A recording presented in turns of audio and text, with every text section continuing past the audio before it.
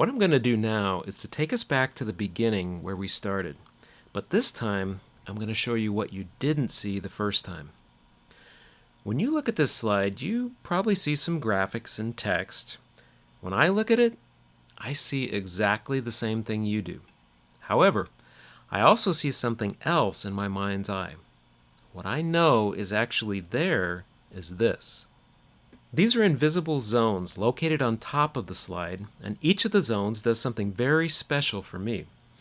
For example, I know if I click here, I'll get a text-based menu that transports me to any of thousands of available slides. Or, if I click here, I get the exact same menu, but this time it's created with thumbnail images instead of text. The little pictures you see are actually screenshots of the slideshows that will open once the links are clicked. The process you're watching here is called animated navigation.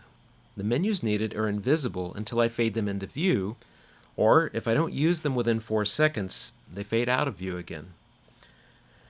Considering we're in that visually interactive period of the session, let's say you're curious about how I know where to click to display those menus. The links are invisible after all. To answer that question, I probably would display this slide again and say, look at the placement of the links. One is below the F, one is on it, one's on top of the M, and one's above the M.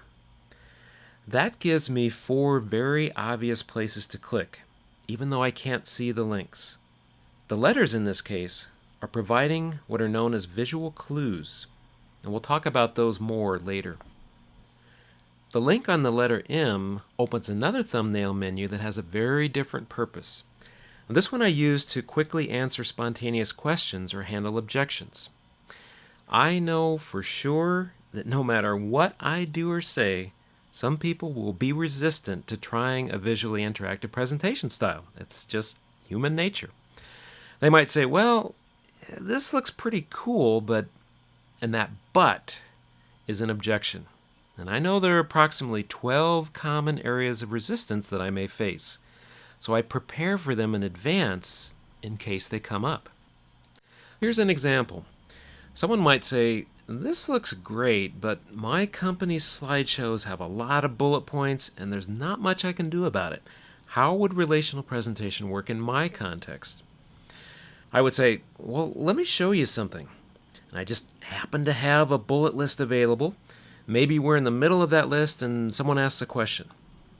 Perhaps in my case, it's a brain-related question. So I navigate to that area of the network,